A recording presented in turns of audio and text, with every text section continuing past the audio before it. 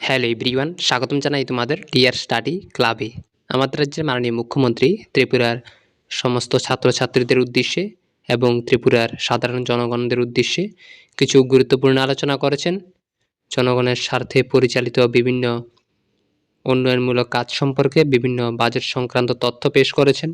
তো বিস্তারিত আপনারা দেখে নিন মাননীয় মুখ্যমন্ত্রী কী বলেছেন নিজ বক্তব্যে।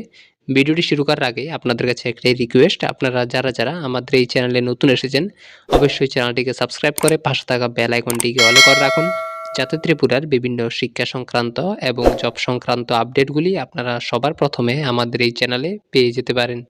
আমাদের মাননীয় প্রধানমন্ত্রী নরেন্দ্র মোদীজি 2014-তে যখন প্রধানমন্ত্রীর দায়িত্ব নেন, এর আগে কিন্তু আমরা কোনোদিন জনজাতিদের নিয়ে চিন্তা ভাবনা কিছু একটা করার উদ্যোগ, যারা পিছিয়ে পড়া বর্গ তাদের সম্পর্কে আমরা দেখতে পাইনি। উনি যখন আসেন তারপরে একটা সি চেঞ্জ, যেটা আমি বললো, সেটা আমরা দেখতে পাচ্ছি। আমরা দেখেছি যে ভারতবর্ষের যিনি রাষ্ট্রপতিজি, আমাদের সবার আদরণীয় দ্রৌপদী মুর্মুজিকে রাষ্ট্রপতি তৈরি করার ক্ষেত্রে মাননীয় প্রধানমন্ত্রীজির যে উদ্যোগ, যেটা এর আগে কোনোদিন ভারতবর্ষের কোনো ট্রাইবেল এবং মহিলা এবং অত্যন্ত নাম না জানা এক গ্রামের এক মহিলা উনাকে রাষ্ট্রপতি বানিয়েছেন। এটা বুঝতে হবে আমাদের, আমরা কিন্তু বুঝি না অনেক সময়, আমাদের মধ্যে বিভ্রান্তি করার চেষ্টা করে অনেক সময়, যে কেউ আলাদা নয়, সব মানুষকে নিয়ে আমাদের চলতে হবে। সবকা সাথ, সবকা বিকাশ, বিশ্বাস আর তার প্রয়াস। মাননীয় প্রধানমন্ত্রীজির উপর আমাদের এত বিশ্বাস এখন, যে দেশকে সুরক্ষিত রাখার ক্ষেত্রে যেরকম মানুষের আর্থসামাজিক উন্নয়নের সুরক্ষার জন্য উনি কথা বলেন, ওনাদের বিভিন্ন স্কিমে সুযোগ সুবিধা দেওয়ার যে ব্যবস্থা, এর জন্য ওনার উপর যে আস্থা, যখন একজন গার্জিয়ান যখন এরকম হয় তখন আমরা কিন্তু অনেকটা স্বস্তিরে থাকি, যে না, আমরা ভয় নেই। তো সেই ভয়মুক্ত একটা পরিবেশ আগে ভারতবর্ষের যে অবস্থা ছিল, কথায় কথায় ভারতবর্ষের যে আমাদের সোলজাররা ছিল তাদের গলা কেটে ভারতবর্ষে ফেলে রাখতো। আমাদের হাজার হাজার বর্গ কিলোমিটার এখনো সেই চীন দখল করে রেখেছে আগের জমানায়। এখন আমরা কোথায় দেখছি, কি দেখছি এখন? যখন মাননীয় প্রধানমন্ত্রীজি, আগে আমরা শুনতাম খালি মুখে বলতো দেখে নেব, কিন্তু কাজের বেলায় অষ্টরম্ভা। কিন্তু যখন সার্জিক্যাল স্ট্রাইক, এয়ার স্ট্রাইক, আর এবার অপারেশন সিন্দুর যেটা উনি করলেন, বুঝিয়ে দিয়েছেন। এবং ভারতবর্ষের, যেটা এখানে আমার ছোট ছোট ছেলে মেয়েরা যে গান করছিল, যে ভারত মাতার জন্য যে একটা সুন্দর একটা গান এখানে করছিল, আমি ধন্যবাদ দেব। আমি জিজ্ঞেস করছিলাম যে ওনারা কি করে এই গানটা এখানে তৈরি করলেন, যে বন্দে মাতৃভূমি। এই ধরনের ফিলিংস কিন্তু আমাদের প্রতিটা মানুষের আসা উচিত। আগে আমার দেশ, আমার রাজ্য, তারপর সেই বিষয়টা এখন আমরা মাননীয় প্রধানমন্ত্রীজির আমরা দেখতে পাচ্ছি। এবং আমরা অন্য দেশকে আমরা আক্রমণ করি না। এবারও যে এনাফ ইজ এনাফ, উনি যখন বিহার যে গান্ধী ময়দান থেকে বলেছেন, এবং যখন যখন বলেন সেটাই করেন, যে অপারেশন সিন্দুরের যে ওখানে যারা টেররিস্টরা ছিল, সেই টেররিস্টদের খালি 9টা ঘাঁটি মাত্র 25 মিনিটের মধ্যে ধ্বংস করে দিয়েছে। ওখানকার জনসাধারণের উপর কোনো আক্রমণ শানিত হয়নি। এবং যখন তারা বলল যে আপনারা একটু এবার সিজ ফায়ার করেন, তবেই সাথে সাথে উত্তর দিল সিজ ফায়ার। কিন্তু অন্যান্য যে দেশে এখন বিভিন্ন কান্ট্রি আমরা দেখছি বিভিন্ন জায়গায় যুদ্ধে লিপ্ত রয়েছেন বহুদিন ধরে। আজকে এখানে রাশিয়া ইউক্রেনের যুদ্ধ আমরা দেখতে পাচ্ছি, এবং রিসেন্টলি আমরা দেখলাম সেই ভিয়েতনামের সাথে, আবার কম্বোডিয়ার সাথে থাইল্যান্ডের এখন যুদ্ধ আরম্ভ হয়ে গেছে। তো সমস্ত জায়গার মধ্যে আমরা দেখছি এই ধরনের যুদ্ধের এক বাতাবরণ। কিন্তু আমরা ভারতবর্ষ যুদ্ধ আমরা চাই না। যখন টিভির স্ক্রিনে আমরা দেখি কি অসহায় মানুষ, যুদ্ধের মাধ্যমে বেস্টেড ইন্টারেস্টে এই ধরনের হয় এবং একটা হিউম্যান রাইটসের যে বিষয় সেটাকে ধ্বংস করার সারা পৃথিবীর মধ্যে যে অবস্থা, সেটা কিন্তু এখন দেখতে পাচ্ছে যে ভারত যেভাবে চলছে একমাত্র সেইভাবে আমাদের সবার চলা উচিত। এবং সবাই ভারতের দিকে এখন তাকিয়ে আছে কিভাবে ভারতবর্ষ এখান থেকে চলছে। আমরা বারবার বলি ভারত অনেক দেশ হয়েছে এবং সেগুলো কিন্তু নষ্ট হয়ে গেছে। আজকে গ্রিক দেশের কথাই বলি, আমরা ইজিপ্টের কথাই বলি, সেখানে খালি মিউজিয়ামে আছে, আর কিচ্ছু নেই, ওদের কৃষ্টি সংস্কৃতি সব শেষ। কিন্তু ভারতবর্ষ আমরা যেটাকে বলি যে সনাতন ভারত, অর্থাৎ তার কবে থেকে ভারতবর্ষ হয়েছে তার কেউ বলতে পারে না, বহু পুরনো, এবং এখনো কিন্তু সেটা চলছে। এতবার ভারত, এটা কিন্তু বুঝতে হবে আমাদের আগামী দিনের যারা প্রজন্ম ছেলে মেয়েরা, তাদের বুঝতে হবে যে ভারতকে 200 বছরের রাজত্ব করেছে এই ব্রিটিশ, এর আগেও মুঘলরা রাজত্ব করেছে, কত লোক এলো, কিন্তু ভারত ভারতের জায়গায় আছে। কেউ ভারতের কৃষ্টি সংস্কৃতিকে কিন্তু ধ্বংস করতে পারেনি। আজকে এখানে আমাদের যারা ছোট ছোট ছেলে মেয়েরা আছেন, যারা স্টুডেন্ট, তাদের একটা কথাই বলবো যে পড়ার জ্ঞান অর্জনের কিন্তু শেষ নেই, অন্তহীন। You have to learn more more more, there is no end of it. যত বেশি আমরা জানবো তত বেশি আমরা নিজেদেরকে একটা সম্পূর্ণ মানুষ হিসাবে নিজেকে গড়ে তুলতে পারবো। অনেকে বিভ্রান্তি সৃষ্টি করার চেষ্টা করে নিজেদের মধ্যে। যদি if you are well educated, ভালো ডিগ্রি পেলে ওয়েল এডুকেটেড হয় না। সত্যিকারের অর্থে ফোকাস যদি করা যায় যে আমার কি কাজ, প্রতিদিন এই পৃথিবীতে, এই দেশে, আমাদের রাজ্যে প্রতি সেকেন্ডে একটা করে মানুষ এখানে আজকে এই পৃথিবীতে জন্মগ্রহণ করে, এবং একটা পারপাসে, ভগবান গড ঈশ্বর একটা পারপাসে তাকে পাঠায়। এটা বুঝতে হবে আমাদের যে আমি কেন এখানে জন্মেছি। আমি খালি পড়াশোনা করলাম আর পরীক্ষায় পাশ করলাম, এটা কিন্তু আসল জীবন নয়। যে আমার আরিমুন্না সারা জীবন মানে আমি বেঁচে থাকবো, সেটাও সম্ভব নয়। পার্টিকুলার একটা সময় দিয়েছে, সেই সময়ের মধ্যে, এবং কেউ বলতে পারবে না আমি 100 বছর বাঁচবো। এমনও লিজেন্ড ব্যক্তি ভারতবর্ষে আছে, তাদের সম্পর্কে জানা, মাত্র 35 বছরও মারা গেছে, খুব অল্প বয়সেও মারা গেছেন, বা কেউ 51 ইয়ার্সে মারা গেছেন। কিন্তু ওই বছরগুলোর মধ্যে তারা যে কীর্তি রেখেছেন তার কথাও আজকে আমরা কিন্তু বলি। তো এখানে যারা স্টুডেন্টরা আছে, আমি বলবো you are really one of the ambassadors of the world, of the India and of Tripura. এটা বুঝতে হবে আপনাদের যে আমি আমি আমি কোনো অবস্থায় কমজোর নয়। এক একজন এক একটা ইনস্টিটিউশন আমরা করতে পারি, হতে পারি। আমি শুনে খুব ভালো লাগলো, আমাদের মাননীয় আমাদের ট্রাইবাল ওয়েলফেয়ার মিনিস্টার বলছিলেন যে এইবারের যে এই যে এনজিও পরিচালিত এই যে মানে হোস্টেলগুলো আছে, তাতে খুব ভালো রেজাল্ট করেছে। আমার শুনে এত ভালো লাগলো। এবং যখনই আমরা বাইরে যাই, যখন কেউ থাকে, সেটা এসটি হোক, এসসি হোক, যেই হোক, একটু খালি যদি শুনি যে সে কোথাকার, অনেকে দৌড়ে আসেন বলে আমি তো ত্রিপুরার, মনটা কিন্তু গর্বে ভরে যায়। এই এনজিওর থেকেও আমি যা শুনলাম, এই হোস্টেল থেকেও বহু জায়গায় কেউ আর্মিতে চান্স পেয়েছে, কেউ বিভিন্ন পদে চান্স পেয়েছে, রাজনৈতিকভাবে অনেকে অনেকের জায়গায় তাদের অবস্থান রয়েছে। তো শুনেও তো খুব গর্ববোধ হয়। এখানে বলা হয়েছে যে স্টাইপেন্ড আমরা দিচ্ছি। মাননীয় মিনিস্টার সাহেব আমাকে বলছিলেন, বলার পরে আমি বললাম যে আমাদের একটা পলিসি বানান, সেই পলিসিতে যদি ওনাদেরকে আরো কিছু সাহায্য করা যায়, নিশ্চয়ই আমরা সেটা করব, কেন করব না। দে আর আওয়ার চিলড্রেন্স, তারা আমাদের ত্রিপুরার মানুষ। আমরা সবাই এক রাজ্যের, আমরা সবাই, আমরা জাতি জনজাতি মিলে এই ত্রিপুরাকে এক ত্রিপুরা, শ্রেষ্ঠ ত্রিপুরা আমরা বলছি বারবার, সেটা আমাদের করতে হবে।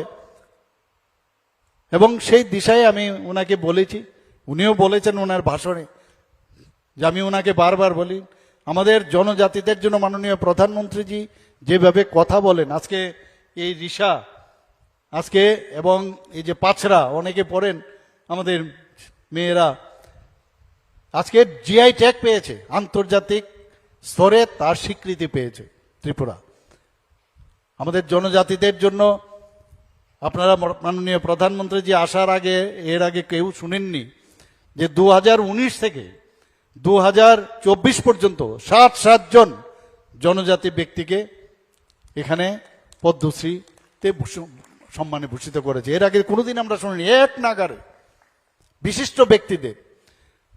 আমাদের জনজাতিদের যে তাদের কৃষ্টি সংস্কৃতি পরম্পরা এবং তাদের যে আর্ট কলা, তাদের যে সৃষ্টি, আজকে সেটা হ্যান্ডলুমেই হোক, আজকে সেটা বাঁশবেতেরই বিষয় দ্বারা, সব বিষয়ে যেভাবে উন্নত মানের এবং তাকে আরো বেশি কিভাবে মডার্নাইজ করা যায় তার জন্য আমরা চেষ্টা চালাচ্ছি। স্কিল ডেভেলপমেন্টের মাধ্যমে আমরা বহু চেষ্টা করছি। কেন পিছিয়ে থাকবে আমাদের? আমরা সব জায়গায় এখন যখন অল ইন্ডিয়া বেসে আমার মুখ্যমন্ত্রী কনক্লেভ হয় সেখানে আমরা দেখেছি অনেক জায়গায়, যদিও আমরা ত্রিপুরায় is the third smallest state in the country, তারপরেও আমরা সেই অল ইন্ডিয়া বেসে অনেক প্যারামিটারে আমরা অনেক উচ্চগ্রামে থাকি এবং অনেক ভালো পজিশনে থাকি। আজকে জনজাতিদের আগে দেখতাম জলের জন্য কি অবস্থা, এখানে প্রায় এখন আমাকে একটা ডাটা কিছুদিন আগে দেওয়া হয়েছিল, প্রায় 85% জনজাতিদের মানে বিভিন্ন হাউস হোল্ডে জল এখন 85% পৌঁছে গেছে। কিন্তু বহু জায়গার মধ্যে জলের সমস্যা আছে। ইনোভেটিভ আইডিয়ার মাধ্যমে ইনোভেটিভ স্কিম আমরা নিয়েছি, সেইভাবে আমরা চেষ্টা করছি। 100% আমরা অনেক জায়গার মধ্যে আমরা সেখানে জল আমরা দিতে পেরেছি। কুয়ো থেকে নালার থেকে জল আনতো, পিকচার মাঝে মাঝে দেখা, এখানে যারা মিডিয়া বন্ধুরা আছেন মাঝে মাঝে দেখান, কিন্তু পার্সেন্টেজটা আপনারা দেখাতে হবে। আমরা চেষ্টা চালাচ্ছি এখানে জল যাতে পৌঁছানো যায়, তো সেই চেষ্টা আমাদের আছে। আমি অত্যন্ত আনন্দিত যে এই ধরনের একটা এনজিওর মাধ্যমে যে এতগুলো ছেলে মেয়েদের নিয়ে এদের যে চিন্তা ভাবনা, আমাদের সরকার ওনাদের সাথে আছে। আমি আবার বলছি আপনাদেরকে যতটুকু দরকার আমি বলেছি মাননীয় মন্ত্রী বাহাদুরকে যে একটা স্কিম করুন, স্কিমের মাধ্যমে আমাদের যা যা দরকার আমরা নিশ্চয়ই করব। 2009 সালে এই ত্রিপুরা এনজিওএসটি বোর্ড সেটা স্থাপন হয়েছিল এবং তাদের যে উদ্দেশ্য আমি দেখলাম, আমি পড়ছিলাম, মেইন উদ্দেশ্য হচ্ছে শিক্ষার মাধ্যমে আমাদের জনজাতি ছেলে মেয়েদের যাতে ফিউচার তৈরি করা যায়, দেশের জন্য রাজ্যের জন্য কাজ করতে পারে, সেই হচ্ছে তাদের মূল উদ্দেশ্য। এখানে হোস্টেলের সংখ্যা প্রায় 192টি এবং এই 192টি হোস্টেলের যে ছাত্রছাত্রীর সংখ্যা প্রায় 16,500 জন। ভাবা যায়, আমি তো এটা পড়ার সময় আমি বলছি, যখন আসি তখন এগুলো যখন আমার যে ডাটা আসে, একটা বিরাট অংশ ওনারা সেইভাবে ওনাদেরকে কিভাবে ভালোভাবে রাখা যায়, ওনাদের যে আমরা সবসময় বলি যে পড়াশোনার ক্ষেত্রে গুণম প্রপার এডুকেশন দেওয়ার যে চেষ্টা ওনারা করে যাচ্ছেন। আমি ওনাদেরকে ধন্যবাদ দেব যে এত বছর ধরে আপনারা এই কাজটা চালিয়ে যাচ্ছেন এবং সরকার আপনাদের সাথে আছে এবং গরিব দুস্থ ফ্যামিলির যারা আছেন তাদেরকে এনে আপনারা এই চেষ্টা আপনারা করছেন। আমাদের যে ফোক আর্টস এবং কালচার রাজ্য স্কিম সেটা আমাদের আছে। আমরা চাই যে বিভিন্ন জায়গায় যখন জনজাতিদের, আজকেও এখানে গান গাইছিল, এখানে এত ভালো লাগে, আমি যখনই ওদের গান শুনি সত্যি আমি কিন্তু এত স্যাটিসফাইড হই, এত ভালো লাগে। এবং দেখেছি এখন কিন্তু আধুনিকতারও একটা ছোঁয়া ওদের মধ্যে চলে এসছে। তো এই যে মডার্নাইজেশনের সাথে আগে পুরনো আমার ঐতিহ্য সেটাকে রেখে এটা যেন শ্রুতিমধুর হয়, সেই কাজটা কিন্তু আপনারা করছেন এবং really I feel very happy, satisfactory up to infinity I should say. তো খুব ভালো লাগে এগুলো আপনারা নিশ্চয়ই করবেন। আমাদের বিভিন্ন তীর্থ মেলাই হোক, খার্চি পূজাই হোক, গড়িয়া পূজা, বিজু, বৈশু, মুরা সিংতের, ওয়াঙ্গালা, গারো ইত্যাদি ক্ষেত্রে কিন্তু আমরা ইভেন যখন এখানে জনজাতি নৃত্য প্রতিযোগিতায় হোক, যেখানে আমাদের প্রজাতন্ত্র দিবস আমরা করে থাকি, রিপাবলিক ডে, সেখানে কিন্তু আমাদের ট্রাইবাল ওয়েলফেয়ার মিনিস্ট্রির তরফে, সরকারের তরফ থেকে আমরা আমাদের আর্থিকভাবে এবং আদার ইনফ্রাস্ট্রাকচারালি হোক, আমরা সেইভাবে কিন্তু আমরা চেষ্টা করি ওনাদেরকে হেল্প করার জন্য।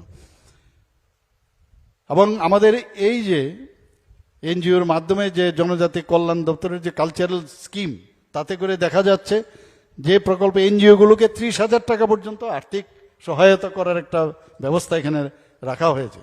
2022-23 অর্থ বছরে 28টি এনজিওকে 11,45,000 টাকার উপরে দেওয়া হয়েছে। 2023-24-এ 32টি এনজিওকে 20 লক্ষ টাকার বেশি দেওয়া হয়েছে। 2024-25 অর্থ বছরে 42টি এনজিওকে 22 লক্ষ টাকার, প্রতি বছরেই বাড়ছে, প্রায় 23 লক্ষ টাকার মতো দেওয়া হয়েছে। বোর্ডিং হাউজিং স্টাইপেন্ড, সেখানে একটা স্কিম আমরা করেছি। সেই স্কিমে যারা এই প্রকল্পে যারা এনজিওর মাধ্যমে যে হোস্টেলগুলো আছে সেখানে প্রতিটি যে শিক্ষার্থী আছে তাদেরকে 80 টাকা করে বোর্ডিং হাউস স্টাইপেন্ড দেওয়া হচ্ছে। এবং 192টি এনজিও এখন যে পরিচালিত হচ্ছে, তাতে করে প্রায় এই যে 18,000-এর উপরে বোর্ডার এতে করে উপকৃত হবে। আমরা দেখছি যে বিভিন্ন জায়গায়, কিছুদিন আগেও আমি খেলার মাঠে যখন যাই, ফুটবল গ্রাউন্ডে, আজকাল দেখছি বেশিরভাগ ফুটবলার আমাদের জনজাতি গ্রুপের ছেলেমেয়েরাই ভালো খেলছে এখন। এবং আমরা এর জন্য জনজাতি এলাকার মধ্যে আমরা এই যে টার্ফ ফুটবল গ্রাউন্ড, সেখানেও আমরা এর মধ্যে কয়েকটা জায়গার মধ্যে আমরা কিন্তু উদ্বোধনও করেছি। কোনো অংশেই কিন্তু জনজাতিরা কোনো অংশে কম নয়। আমরা পিছড়ে বর্গ বলতে আমি বলছি যে কোনো অংশেই যেভাবে এখন চলছে, আপনারা কিন্তু এখন মানে ফ্রন্ট রানার জাতি হিসাবে আপনারা চলে এসেছেন। সারা ভারতবর্ষে আমরা জানি যে 700 জনজাতি গোষ্ঠী আছে, এর মধ্যে ত্রিপুরাতে 19টি জাতি গোষ্ঠী আছে, আরও আছে অনেক সাব ট্রাইবস ইত্যাদি আছে। আমি যখন রাজ্যসভার সদস্য হয়ে যাই, আমার মনে আছে প্রথম দিন আমি ওত নেই, সেকেন্ডে আমাকে বললো আপনাকে এই ডার্লং কমিউনিটির উপর বলতে হবে। আমি তো কিছুই জানি না কি বিষয়। তো যাই হোক, আমাকে 1 ঘন্টা সময় দিল। 1 ঘন্টার মধ্যে যেটা লোকসভায় পাশ হয়েছে, কিন্তু বিল মানে পাশ হবে ফাইনালি রাজ্যসভায়, সেখানে আমার বলতে হলো। সেখানে বলার পরে দেখা গেল সেই ডার্লং কমিউনিটিও ঢুকে গেছে এখন 19টি, 19+1 যদি হয়ে থাকে তাহলে 20টি জনজাতি গোষ্ঠী এখন হয়েছে। তো এইভাবে আস্তে আস্তে আস্তে করে মাননীয় প্রধানমন্ত্রীজি চাইছেন যে তাদের স্বীকৃতি যেন দেওয়া হয়, এবং সেই কাজটা আমরাও ত্রিপুরা সরকার আমরা সেইভাবে আমরা কাজ করছি। বন্ধুগণ, কিছুদিন আগে আপনারা জানেন যে মাননীয় প্রধানমন্ত্রীজি মহাত্মা গান্ধীর যে জন্মবার্ষিকী 2 অক্টোবর 2024, উনি ঘোষণা দিয়েছেন ধরতি আবার জনজাতীয় গ্রাম উৎকর্ষ অভিযান। যেরকম নাম সেই রকম কাম, যে প্রতিটা গ্রাম আমাদের দেশের সবটি গ্রামকে উৎকর্ষ মানের বানাতে হবে, এবং সেখানে আবাসন নির্মাণ, সেখানে রাস্তাঘাট সেটা ঠিক হোক, সেখানে বিদ্যুৎ যেন পৌঁছয়, এবং ইলেকট্রিসিটি যাতে আমাদের সৌর বিদ্যুৎ তৈরি হয় সেই বিষয় এখানে করা হচ্ছে।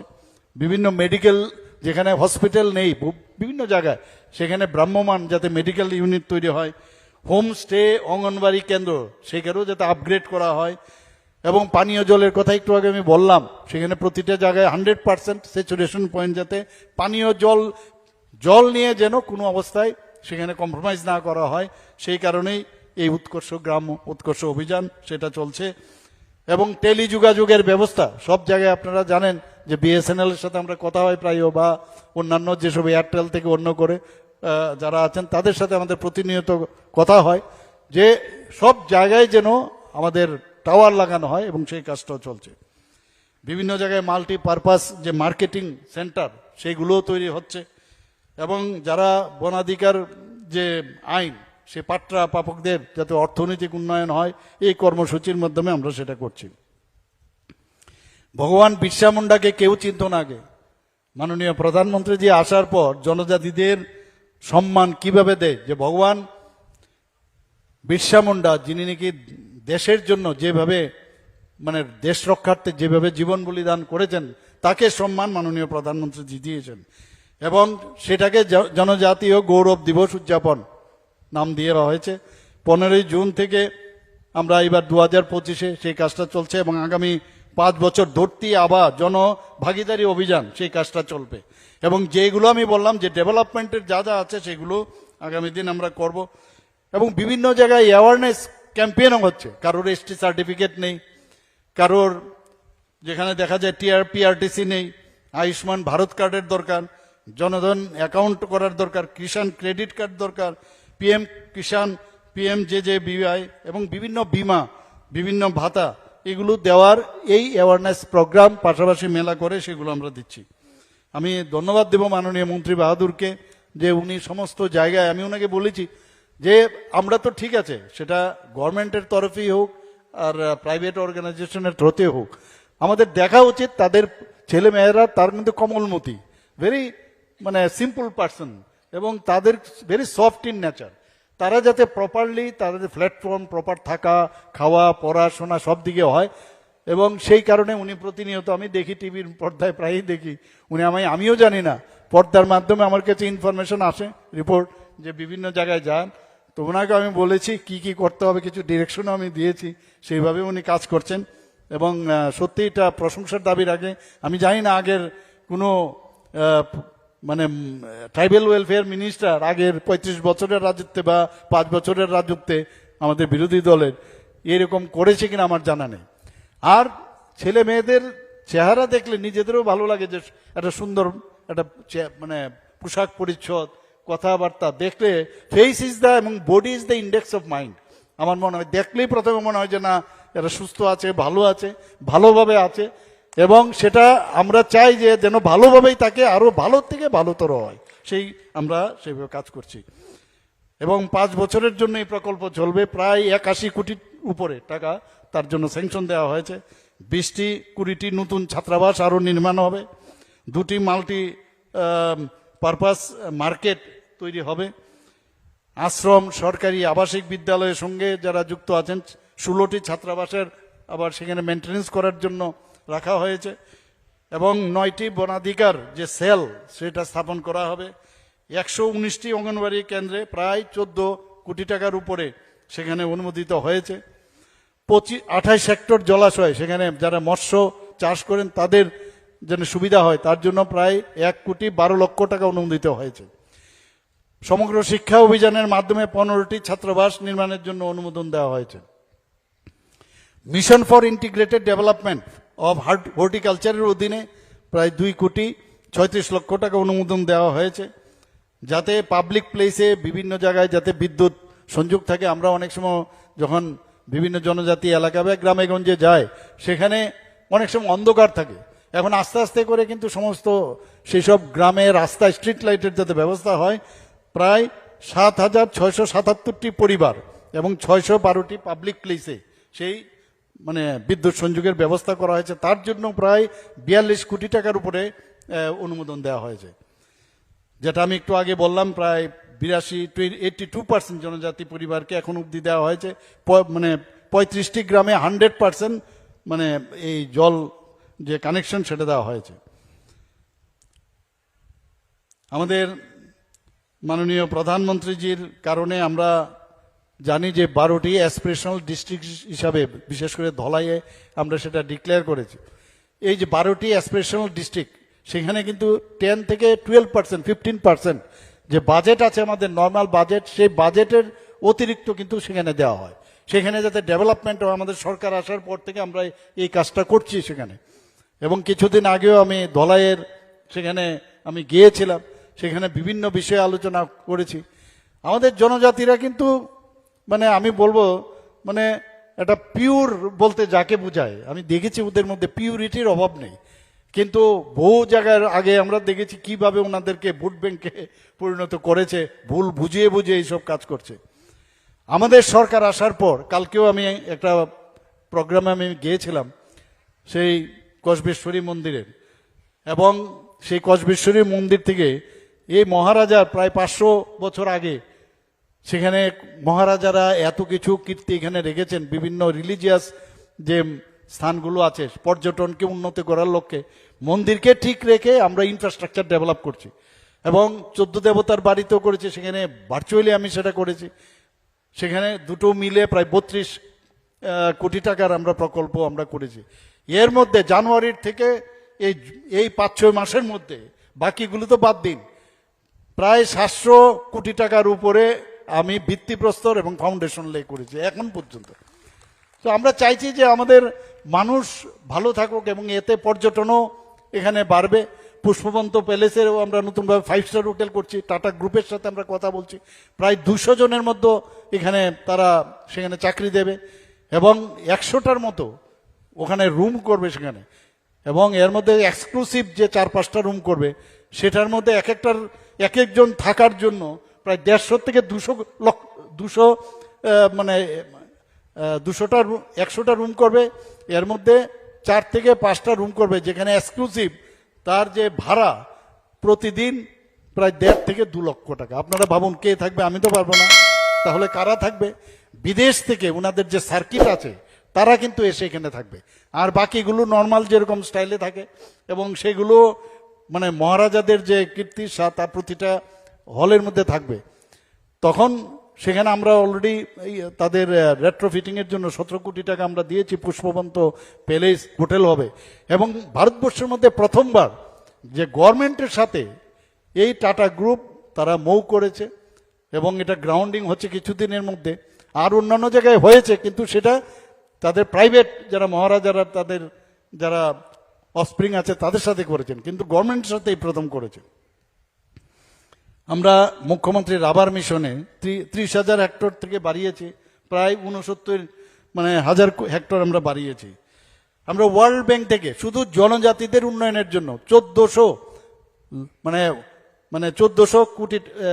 কোটি টাকা আমরা স্যাংশন পেয়েছি খুব অল্প সময়ের মধ্যে। আমি ধন্যবাদ দেব আমাদের যিনি ইউনিয়ন মিনিস্টার আছেন সীতারামনজিকে, যে উনাকে যখন আমরা ওনাকে অ্যাপ্রোচ করলাম যে এত অল্প সময়ের মধ্যে ওয়ার্ল্ড ব্যাংক কিন্তু দেয় না, এবং তাও জনজাতি এলাকার বিভিন্ন জায়গায় উন্নয়ন যাতে হয় সেই কাজটা আমরা করছি, সেখানে জীবনযাত্রার মান তা যে ভালো হয় সেই কাজটা অলরেডি আমাদের মাননীয় মন্ত্রী বাহাদুরের নেতৃত্বে সেই কাজটা চলছে। মুখ্যমন্ত্রী ট্রাইবাল ডেভেলপমেন্ট মিশন প্রায় 100 কোটি টাকা আমরা তার মধ্যে রেখেছি। গত 15ই নভেম্বর 2023 সালে আমি সেটার ঘোষণা দিয়েছিলাম। সেখানেও জনজাতি এলাকায় যাতে ডেভেলপমেন্ট হয় সেই কাজটা আমরা করছি। মুখ্যমন্ত্রী জনজাতি বিকাশ যোজনা, সেখানেও আমরা 2023-24 এবং 2024-25 যে অর্থ বছর, সেখানে প্রায় 7,670 জন জনজাতিকে 25,000 টাকা করে আমরা আর্থিকভাবে সহায়তা করেছি। 2024-25 অর্থবর্ষে টিটিএডিসিকে অনেকে এটা নিয়ে বিভ্রান্ত করার চেষ্টা করে। আমরা টিটিএডিসিকে আমরা বলছি টিটিএডিসিতে ত্রিপুরার মধ্যে স্টেটের মধ্যেই, তো টিটিএডিসিকে আলাদাভাবে ভাবার কোনো বিষয় না। আমরা চাই সেখানেও তার ডেভেলপমেন্ট হোক, এবং সেই অনুযায়ী আমরা যে বাজেট আমরা রেখেছি, এবার 860 কোটি টাকা দিয়েছি এই 2025-26 অর্থ বছরে, তার থেকে বেশি দিয়েছি, এবং অতিরিক্ত প্রায় 169 কোটি 82 লক্ষ টাকা এর মধ্যে আমরা টিটিএডিসিকে দিয়েছি। আর যে ট্রাইবেল যে সাবপ্ল্যান তার মধ্যেও প্রায় 6 থেকে 7,000 কোটি টাকা আমরা দিয়ে থাকি। বিভিন্ন রাস্তাঘাট যাই হয় ত্রিপুরাতে সবই কিন্তু টিটিএডিসির মাধ্যমেই হচ্ছে।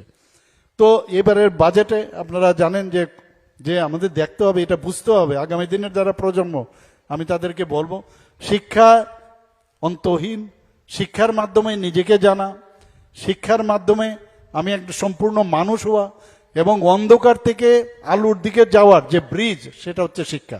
শিক্ষা নিতে গেলে কিন্তু সেই কেউ আপনাকে আটকাচ্ছেন না, তোমাদের আটকাচ্ছে না কাউকে, নিজের উপর ডিপেন্ড করে আমি ফোকাস যদি হই সেই কাজটা আমাদের করতে হবে। এবং আগামী দিনে আমরা ত্রিপুরার যেটা আমি বললাম সত্যিকারের অ্যাম্বাসেডার যাতে হই।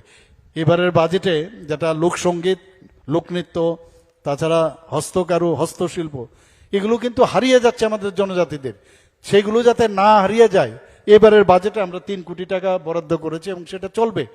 তো সব জায়গায় আমাদের যে চেষ্টা আমরা আছে, এবং আপনারা সবাই জানেন যে আমাদের এই ত্রিপুরার থেকে মাননীয় প্রধানমন্ত্রীজি উনি কি করলেন, যে তেলেঙ্গানার মতো এত বড় একটা রাজ্য, ত্রিপুরার থেকে একজন রাজ ফ্যামিলির একজন ব্যক্তিকে, আপনারা সবাই জানেন যে শ্রদ্ধেয় আমাদের জিষ্ণুদেব বর্মা মহোদয়কে তেলেঙ্গানার রাজ্যপাল বানিয়েছেন। ভাবা যায় কোনোদিন?